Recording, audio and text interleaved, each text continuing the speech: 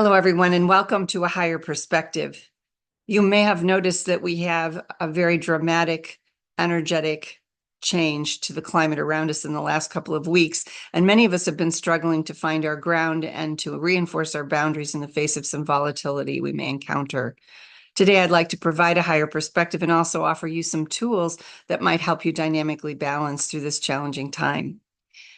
First, as a mystic, I'm always looking at a broader context than the one that's presented through the challenge in our political environment at this time, as an example. And one of the things I look at is either from the marketplace and often from a spiritual perspective. Today, I want to just start looking at when we talk about perspective, even from the evolution of the marketplace and where that lands us and how that actually brings us back to our spiritual selves. It's an interesting little interplay, but let me give it a shot. So from the 70s to the 90s, we were in the information age. And in that time, we learned information that we didn't know existed in places that were rare to find them and perspectives we didn't know were out there because the internet technology allowed us to access those perspectives, begin to aggregate them. We began to build infrastructure to allow us to aggregate that information and make meaning of it. And so information was the most important thing then. It could help us to feel more safe because we had the information we needed. It could help us to feel more successful because those who had the information were really the ones who were considered the most important people. And then we entered the digital transformation age. And in that, we really started to get more powerful in the ways that technology could connect us until such time as the 2000s, where we had platforms that were social for the first time with MySpace and Facebook. That was the changing the nature of how we relate to each other as human beings for the first time ever, that we had our little face in a square or that we could exchange conversations with people across the world.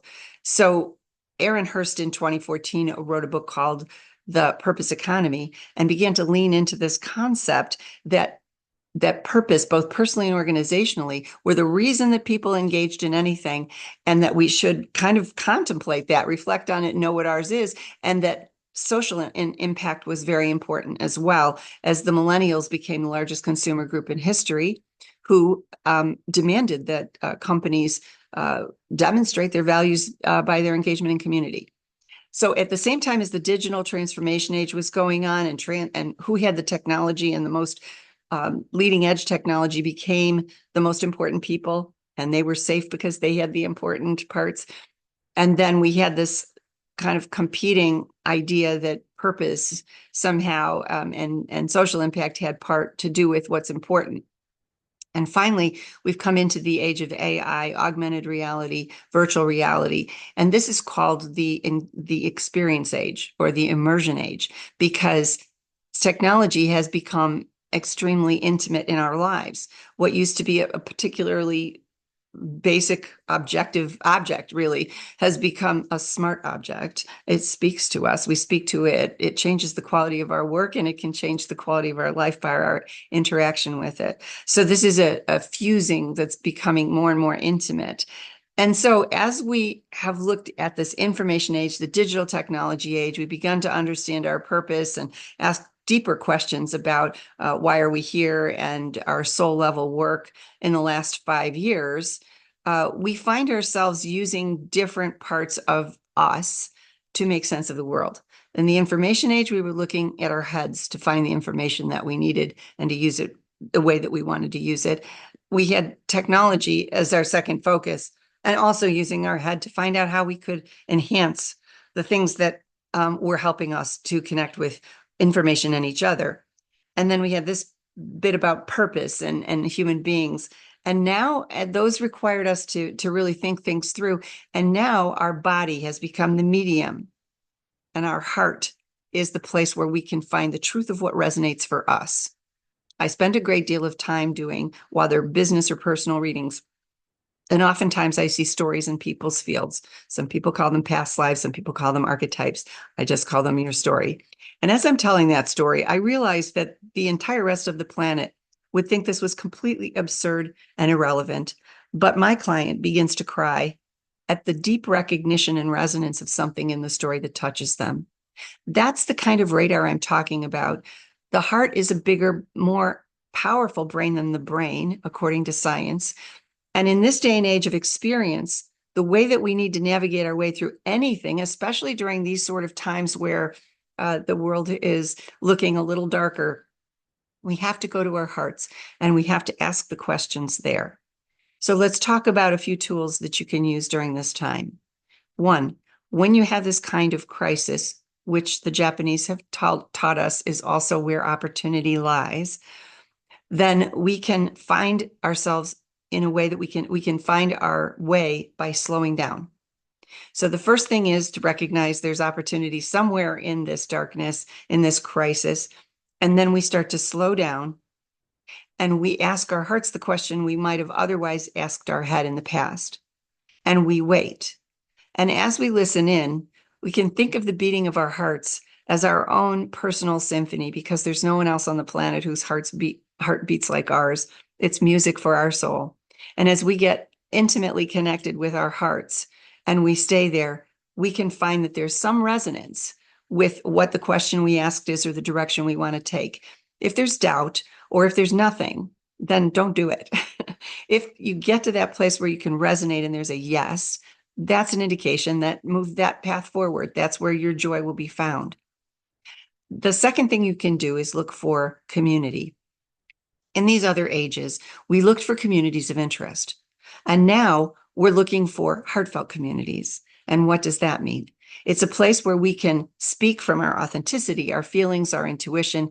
We can say what we truly mean. And there are people that are listening with respect and appreciation. That is the definition of a heartfelt community.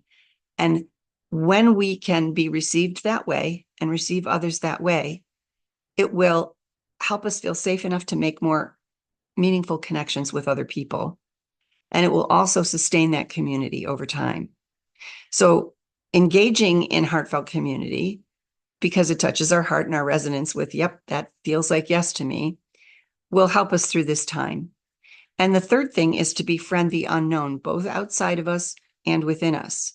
We can go inside of us and find a lot of discomfort sometimes, a lot of whether it's fear or sadness or anger or rage or whatever is going on. And the most important thing to do when we feel those things is to befriend the unknown. What is this feeling, or why is it there? We might not know. Maybe we do, but we might not. So the most important thing is to put your hand on the part of your body where this, feeling is coming from. Thank it for being there and stay and tell it, I'm going to stay with you. Almost like there is a little kid on a curb, sitting on a curb next to you, and they're going through some emotional issues, whatever they are. They're expressing some emotion, and you sit with them. You stay on their side. You let them know there's someone there with them.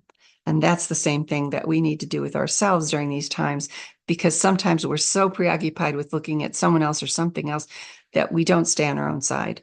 We don't stay with ourselves. And for right now, that's very important to do.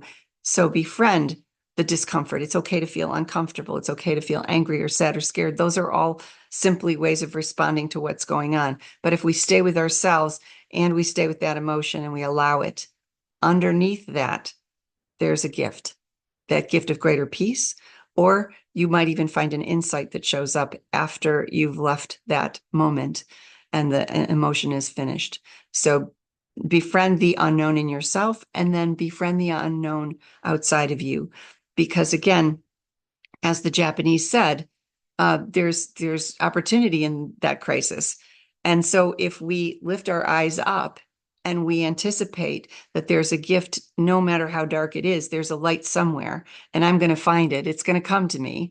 Now you say that it's going to come to me, and I'll just stay here and open. Oh, with open, as much curiosity as possible. Where's the light here? That's the right question. Where is the light here? Where can I find the light? As you're in a dark room, you're like, where's the light? Where's the light switch? And this is what we're doing here, to know that there is light here. It might not be in front of us, but if we keep being afraid of the darkness in front of us, we won't invest in looking for the light, and we won't invest in what's life-giving for us or our community.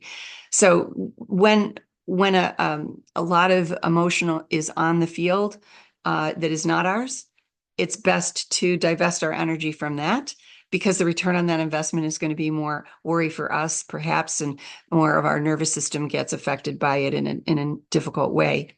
If we simply let it be, whatever it is, if we can't control it and we let it be, and we invest in what's life-giving for us or some solution or just a way of being, that will serve us in this time. So based on that need for heartfelt community, I'd like to also let you know that starting January 7th, 2025, for anyone who's done any work with me, whether business consulting and readings or whether personal readings or through the Conscious Business Network, or whether you've done classes or workshops with me, I would love for you to join me in a membership program we have starting in January, where we meet 2 times a month. And what we'll do in that time is I'll offer some visualizations and guided visualizations and meditations. I'll offer higher perspective, and then the community will have a chance to engage. And then we'll also have questions and answers. You'll also have access to a Facebook page for further conversation after those 2 meetings that we have. And this will be ongoing. So if you're interested in that, because this particular heartfelt community resonates with your heart, please click on the button below for more information. I thank you for listening, and I will look forward to seeing you at our next Higher Perspective.